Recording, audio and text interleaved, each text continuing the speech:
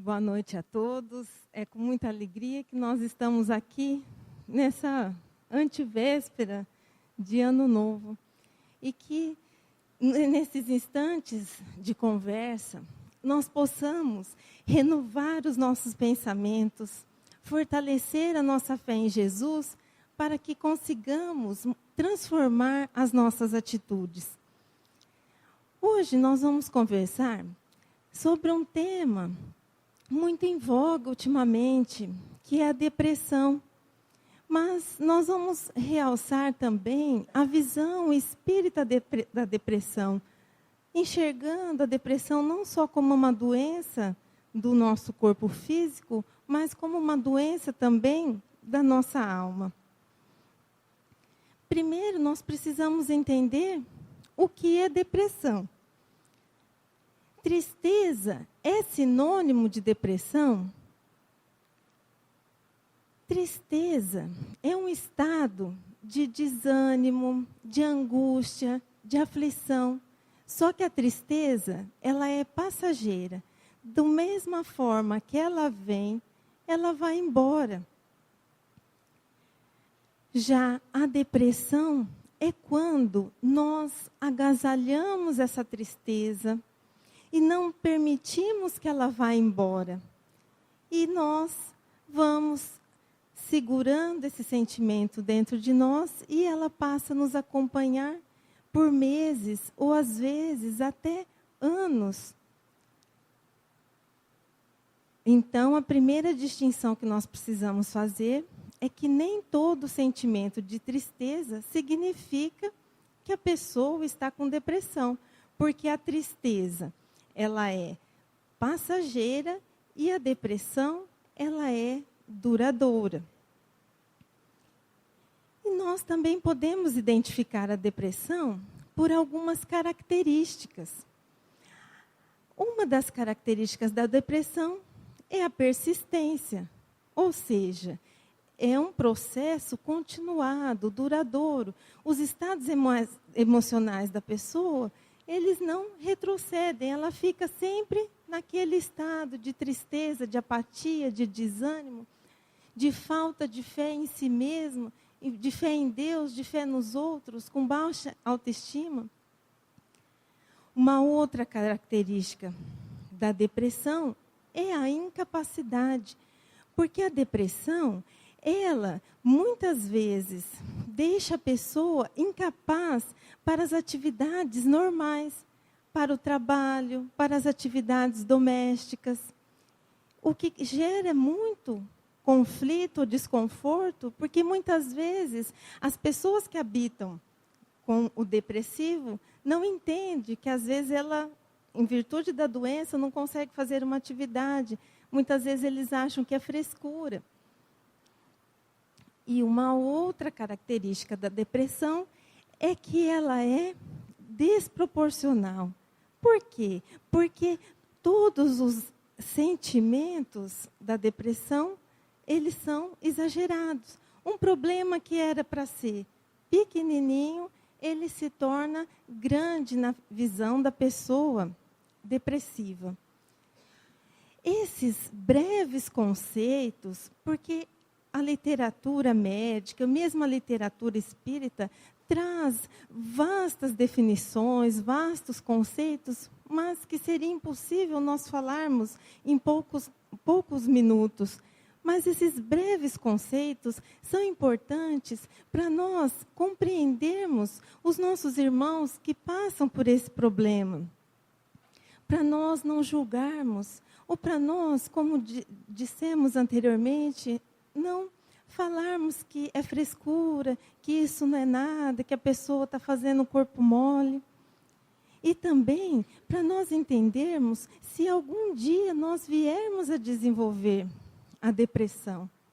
É muito importante nós sabermos o que é. Mas, e as causas da depressão?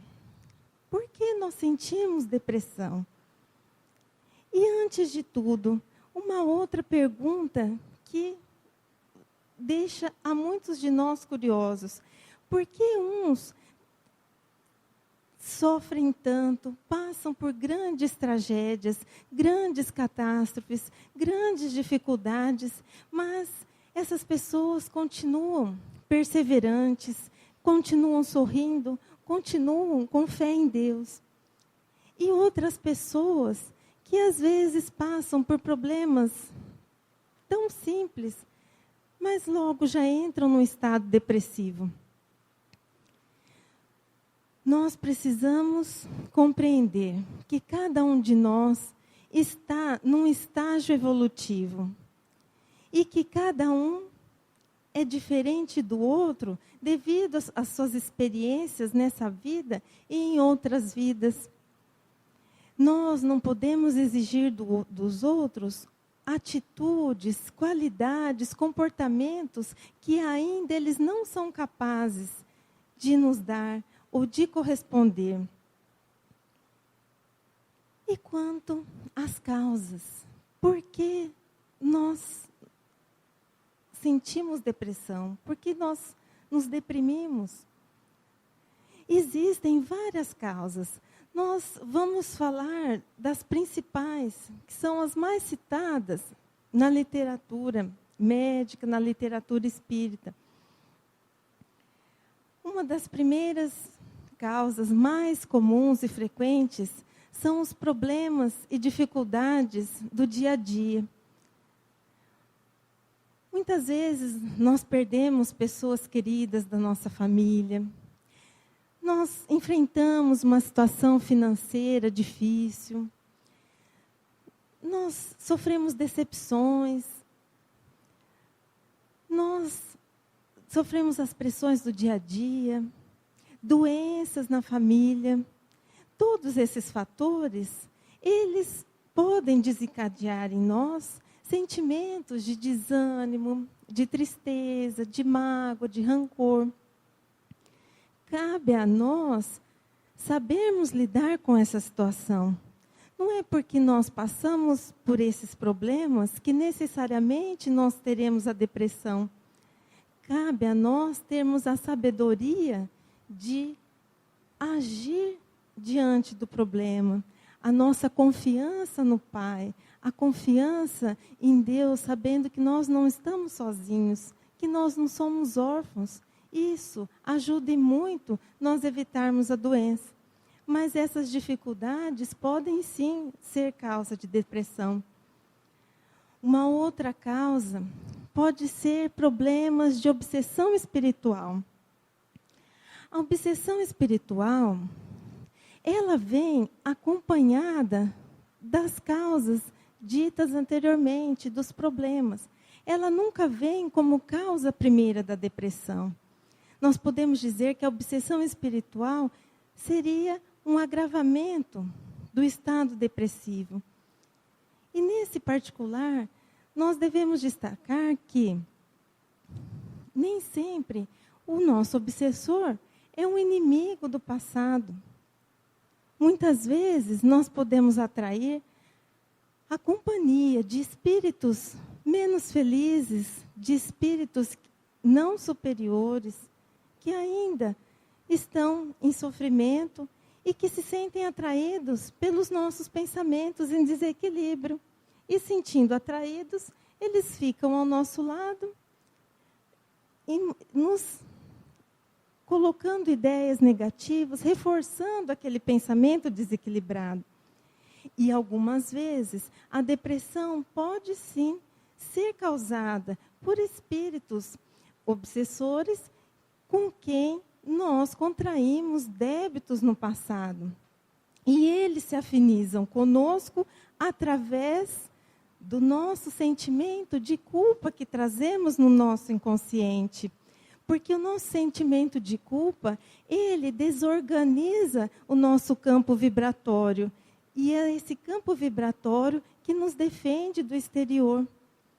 Por isso, nós não podemos generalizar, não podemos dizer que a obsessão, que a depressão causada pela obsessão é sempre de um espírito inimigo. Existe ainda, como causa da depressão, os fatores hormonais. Mas espera aí, como assim fatores hormonais? O nosso sistema nervoso, juntamente com o sistema endócrino, da qual fazem parte as glândulas que produzem os hormônios, eles que comandam e coordenam as nossas funções orgânicas.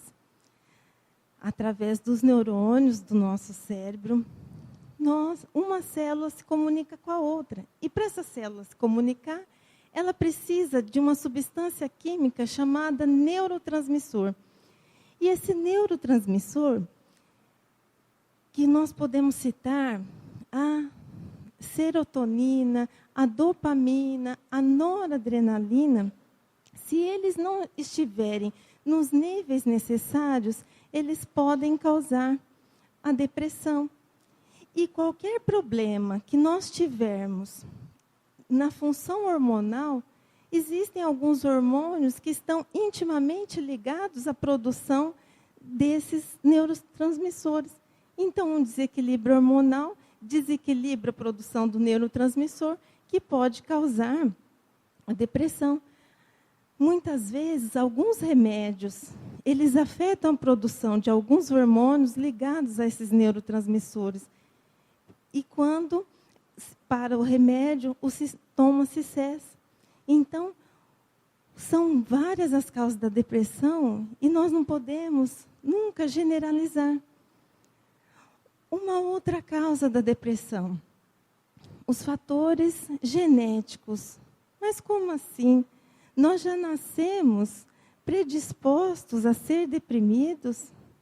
Onde está a justiça de Deus que faz com que nós já carreguemos nos nossos genes essa predisposição? Nós podemos dizer que estão no perispírito as matrizes da depressão. Porque toda e qualquer atitude nossa, seja boa ou ruim, fica gravada no nosso perispírito. E quando nós praticamos o mal, nós prejudicamos aos outros, nós trazemos dentro de nós o remorso, a culpa, o desequilíbrio por aquela atitude desajustada. E esse desequilíbrio causa um desconcerto vibratório em nosso perispírito. E quando nós vamos reencarnar, esse desconcerto vibratório gravado no perispírito impressiona os genes do nosso futuro corpo. Então, é por isso que muitos de nós, nascemos com essa predisposição genética em virtude de atitudes inconsequentes, de atitudes infelizes do passado. E muitos podem perguntar, mas e quando a família toda é depressiva? Como nós podemos explicar isso? Através da mesma explicação anterior. Porque nós reencarnamos na mesma família com as pessoas com quem nós temos débitos, com quem nós temos que aparar as arestas.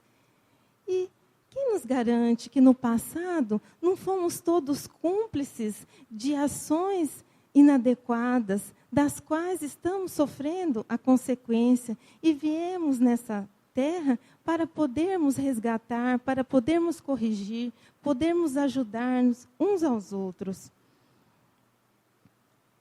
E também, como uma das causas da depressão, nós podemos também destacar os fatores psicológicos, porque é muito complexa a psique humana. As nossas experiências de vida, nesta encarnação, em outras, são acumuladas. Muitas vezes, a nossa visão distorcida da vida faz com que nós tenhamos pensamentos errados, pensamentos menos produtivos. Muitas vezes, a nossa visão inflexível da vida, rígida, também faz com que os nossos pensamentos nos façam reagir de maneira errada perante os acontecimentos. Diante de tantas causas de depressão, o importante que nós devemos gravar: não generalizemos. Não digamos, quando soubermos que uma pessoa está em depressão, assim, deve ser obsessão. Não, são várias as causas. E além de não generalizarmos, não vamos julgar o irmão que está em depressão, porque é uma doença como outra. E ela traz limitações no seu corpo físico, mesmo sabendo que a maioria das causas tem início na sua alma. Mas, e agora? A pessoa está em depressão, nós já sabemos o que é depressão, as causas da depressão e como curar a depressão. Só o tratamento da medicina resolve? Ele resolve, é necessário, mas não só ele. Qual a primeira atitude ao detectarmos as características da depressão? Procurar um médico. Vamos evitar a automedicação. O médico sabe o estágio da doença, se é uma depressão mais leve, se é uma depressão mais grave, a dosagem do remédio, o tipo do remédio. Porque os antidepressivos, que são os remédios que eles nos receitam, eles vão agir na química cerebral, equilibrando a quantidade dos neurotransmissores para que as nossas emoções fiquem em equilíbrio. Mas, se nós ficarmos só com o tratamento médico, a causa da depressão não vai ser curada. Nós curamos ou melhoramos os sintomas da doença, mas a causa existe. E nós ficaremos dependentes do remédio por quanto tempo? E quais seriam os outros tratamentos auxiliares do tratamento medicamentoso? A terapia fluídica. O que é isso? A terapia fluídica é a transmissão de paz. Porque a pessoa no estado depressivo, ela se desajusta energeticamente. Devido aos pensamentos desorganizados, negativos, ela gasta energia demais com pensamentos improdutivos. Daí aquela sensação, muitas vezes, de desânimo, de cansaço. E ela fala, eu não fiz nada, mas eu não aguento fazer nada. E o trabalho de passes, que é essa transmissão de energia, ele vem reajustar e repor e reequilibrar a energia da pessoa. O tratamento também de desobsessão para os casos de depressão causados por obsessão.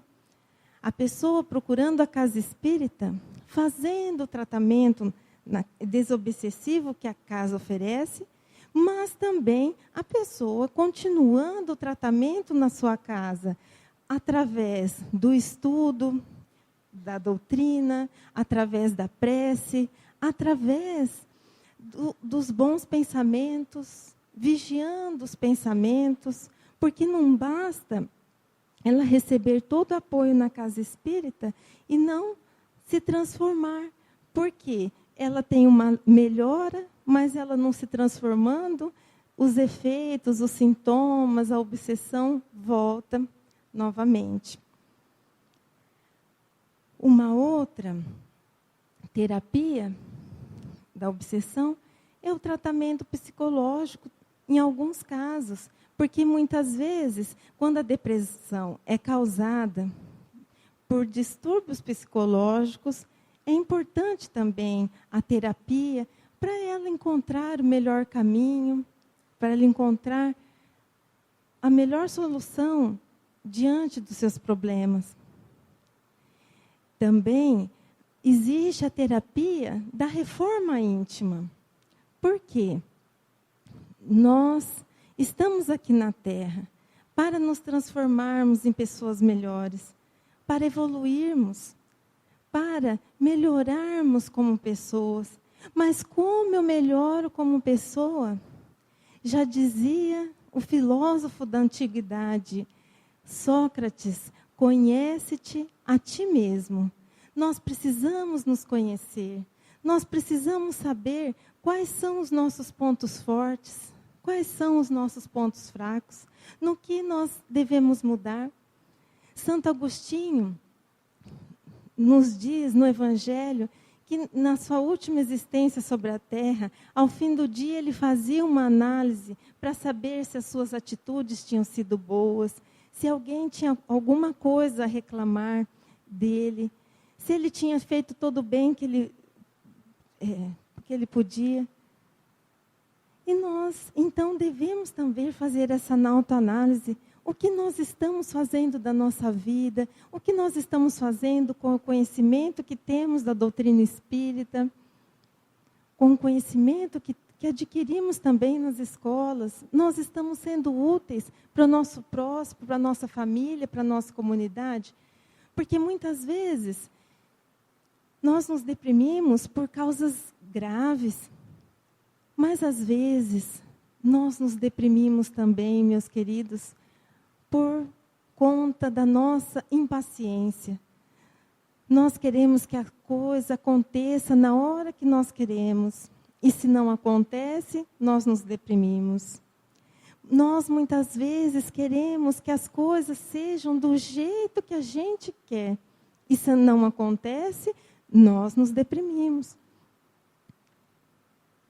E muitas vezes, meus irmãos, nós nos deprimimos porque a nossa casa não tem piscina. E a gente gostaria de ter uma casa com piscina. Enquanto tem outras pessoas que queriam só ter uma casa, porque elas não têm nem onde morar. Às vezes nós nos deprimimos porque nós queríamos ter olhos claros, cabelos louros, longos, lisos. Enquanto existem outras pessoas que gostariam de enxergar, ou ao menos ter cabelo. Muitas vezes nós nos deprimimos porque o companheiro, o pai, a mãe, o filho, o parente, o amigo, não é do jeito que a gente sonhou. Mas existem pessoas que gostariam de ter um pai, uma mãe, um companheiro, um filho, um parente, um amigo, porque eles nada têm. Vamos refletir sobre esse ponto da reforma íntima. Vamos analisar se não estamos sendo nós o empecilho para a nossa felicidade. Existe ainda a terapia do Evangelho. A terapia do Evangelho, o que é? É o estudo do Evangelho de Jesus, é o estudo das obras básicas da doutrina espírita, é o estudo dos livros maravilhosos deixados por Chico Xavier e tantos outros autores, como Divaldo Franco.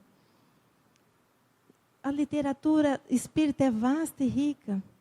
A frequência na casa espírita, ouvindo uma palestra, se instruindo, participando dos cursos. Nós temos a biblioteca com tantos livros à disposição para serem emprestados gratuitamente. Existe também a terapia da prece. Essa terapia, ela nos salva de tantas coisas. A prece, essa comunicação que temos com Deus, em que nós falamos: Pai, estou aqui, cuida de mim, olha por mim. A prece é o nosso bote salva-vidas, que nos impede que nós naufraguemos. Quando nós oramos, nós seguramos nesse bote, recompomos as nossas forças e conseguimos nadar até a praia para seguirmos adiante. E por último, nós podemos destacar a terapia do trabalho no bem. Essa terapia pode ser utilizada a todos os instantes, não tem contraindicação. Nós podemos fazer o bem a qualquer hora, dentro da nossa casa, dentro do nosso trabalho, junto de um amigo, na casa espírita, na rua, no trânsito, em todos os lugares. Uma vez, Chico Xavier foi indagado sobre uma das maneiras para se curar a depressão. E ele respondeu o seguinte: trabalhando incessantemente no bem geral, não esperando compensações materiais ou espirituais, porque aquele que auxilia aos outros, particularmente, auxilia a si próprio. Quando nós fazemos o bem, nós somos os primeiros beneficiados. E corroborando essa afirmativa de Chico Xavier, o irmão José, através de sua psicografia, também nos aconselha. Quando sentimos que a tristeza insiste em demorar conosco, coloquemos as nossas mãos e as nossas mentes a serviço do bem. Deixemos a poltrona do comodismo e desintoxiquemo-nos no suor da caridade. Meus queridos, tomara que muitos daqui presentes nunca tenham tido depressão e nem tenham parentes que sofram com isso, mas, mesmo assim, vale a pena a gente praticar as 3 últimas terapias para evitarmos a depressão e também evitarmos todo e qualquer tipo de doença, que é a terapia do Evangelho, é a terapia do trabalho no bem e a terapia da prece. Elas são verdadeiras vacinas, nos imunizando no corpo e na mente de qualquer doença. E agora, nesse fim de ano, que nós fazemos os nossos balanços, traçamos objetivos para o ano que se inicia, vamos colocar esses bons hábitos, essas boas atitudes na nossa rotina diária. A prece, o trabalho no bem, o estudo do Evangelho. E para encerrar, se a desarmonia te faz companhia, vale a pena meditar e contra ela atacar. Se você é acompanhado da tristeza, coloque-se a serviço do bem com sutileza. Se você é acompanhado da depressão,